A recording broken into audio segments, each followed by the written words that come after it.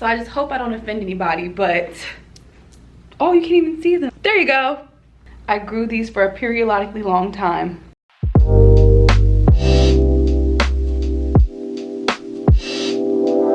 If you are looking to save a couple extra dollars and you're not trying to go to the wax studio because, you know, it's just not in the budget right now, I'm gonna show you guys how to wax your underarms at home. So first things first, I'm gonna show you guys what materials you need before we get started. You have to first start off with exfoliating. Now, there are different forms of exfoliating. Personally, before wax, I actually would prefer a physical form of exfoliation just to make sure we get all the deodorant, all the dead skin, and crustiness from up under there. If you want to start off simple, just use some exfoliating gloves like these guys right here.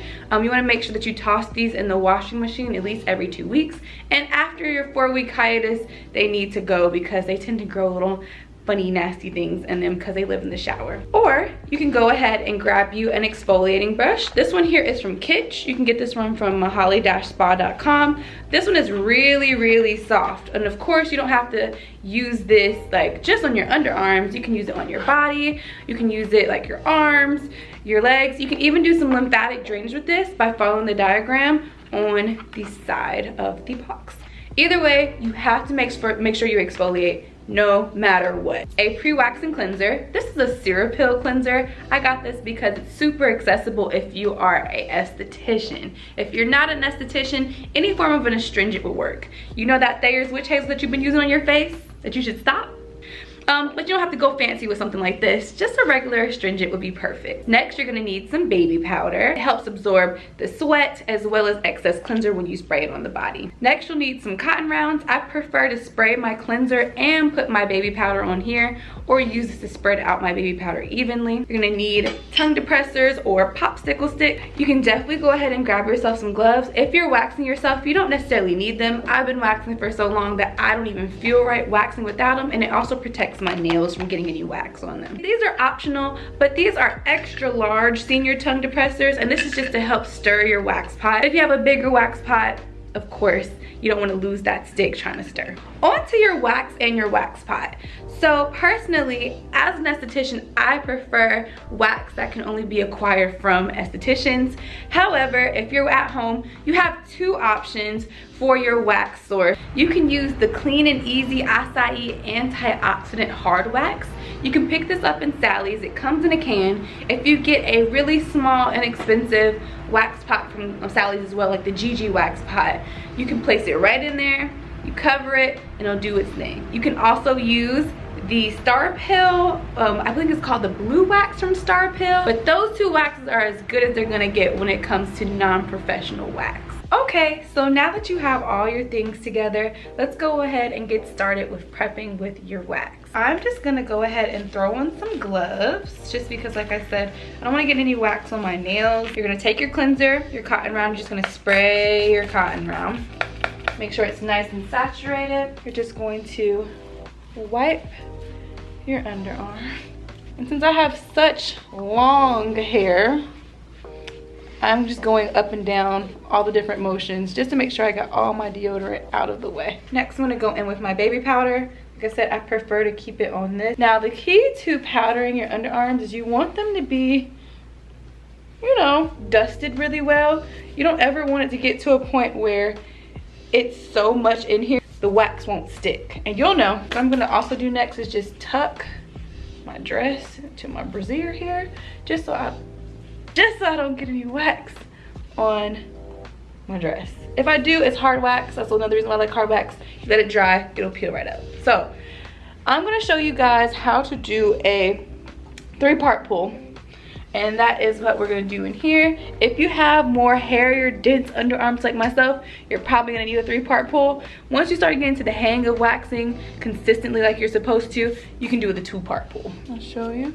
We're gonna start right here in the middle. And as you can see, I'm just gonna lay upwards, and I'm putting a lot of pressure into the wax. You're gonna loop it around like so. The reason why I'm doing this is because when I pull it, I want to grab all of it. Now, as you can see, the hair ends right here. I want it all the way up here. Why? Because you're gonna have to flip that tab open, and it's nothing worse than having to flip it in the hair. Like, that just doesn't feel. And what you'll do, as soon as you start to see it turn a little bit more of an opaque color and not so clear, you can press that wax into the hair. Now, where I stopped was kind of where my arm would fold and all the hair that's laying this way. You always want to lay hair or lay wax with the direction of the hair growth.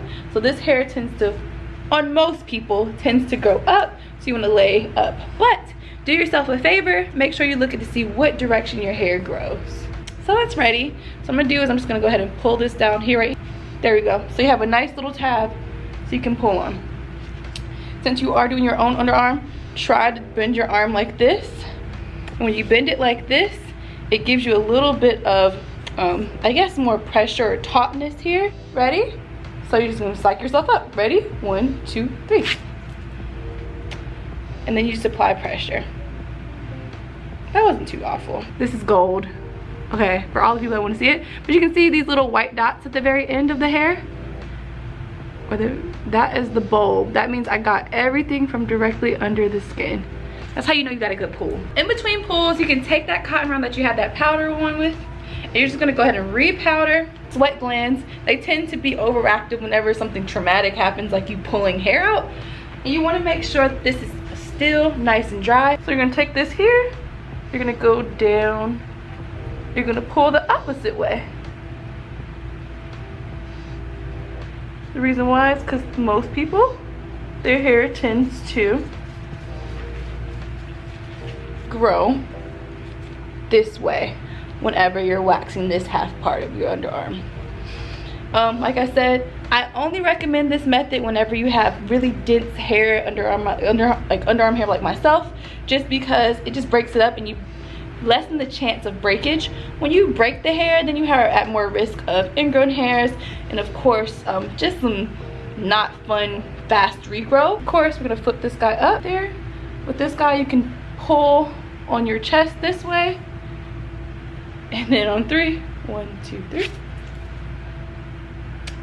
and you apply pressure, and most of that hair is gone. The reason why I call this a 3-part pull is because you want to do that last one as a cleanup. As you can see, get a little closer, we got most of the hair, but there's still a few guys left behind. I'm gonna go ahead and take the liberty of adding some more baby powder. So last, you're gonna take a little bit bigger of a glob, and what you're gonna do is you're gonna start from the bottom here. You're gonna pull it all the way up, and this is a 3-part pull because you have to do that last bit of cleanup just to get that last little bit of hair there. I am personally not someone who likes to tweeze their underarms after a wax, so cleanups are a must for me. So what I wanted you to notice when I did these pulls, please be aware that when I pull straight down or I pull straight up. The reason why you never want to pull away is because that's how you quickly lift yourself. Lifting is when we take too much skin off of you, and it can result in this really shiny skin look, and it's a bit painful. Or you can even result in some bruising, which is also not fun. So you see, I'm just checking it. There's another reason why I like hard wax, because that's how you can tell whether it's ready. You can always tap it. I'm gonna flip this guy down. Ready? And pull up here. 1, 2, 3. And then, if you have any excess wax still stuck on you, you can take the shiny part, and it acts like a magnet to peel it off like that. My ways of how you can wax your underarm. The big things that you want to remember is that when you are pulling that wax, you want to make sure you are always pulling against the skin. You're never pulling away from the skin. You want to always pull parallel. That is really huge, or you will really mess up your skin and cause some bad bruising, and it'll hurt more than it needs to. Number 2, always examine what is the hair growth and which way it is, and you lay with it. If that hair is growing this way, you lay that way. If that hair is growing this way, you lay that way. That way, you don't have to worry about having any breakage. And like I said, some people find that after an underarm wax, they have stubble after a couple days. You just had a really painful shave then. So for my people who have very stubborn ingrowns, like the ones that kind of cause cysts under the skin, painful nodules or knots, first things first, go get checked by your doctor to make sure that you don't suffer from hidradenitis suppurativa, which is a skin disorder where it causes knotting under the skin. If that is the case, you might want to check with your doctor first and see what kind of triggers can maybe causing that.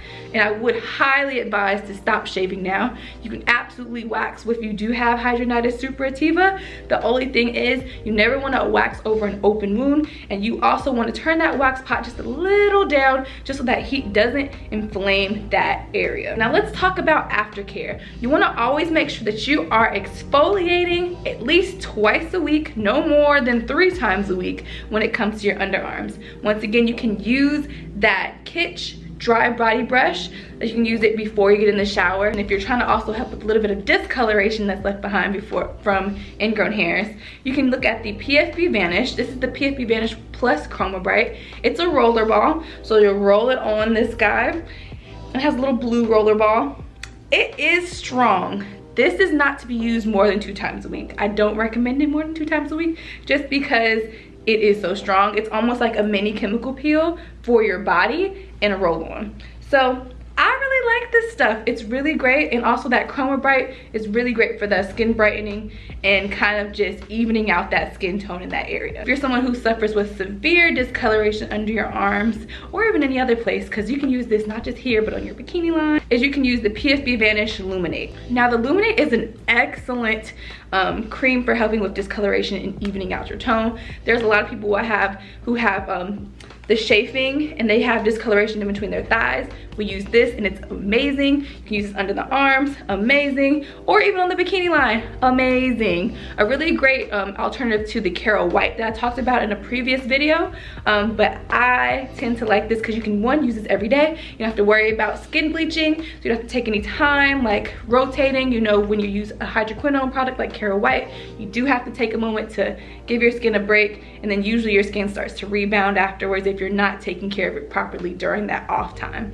But this is really great, and you can use this, like I said, pretty much all over the body and every single day for your discoloration. Another thing that you can use that can also help with daily helping with discoloration is the Dove Even Tone deodorant. Now this Even Tone deodorant has niacinamide in it, and if you know anything about niacinamide, it's excellent for helping with evening out the skin tone and also making darkness or dark marks, discoloration, really just brighten up.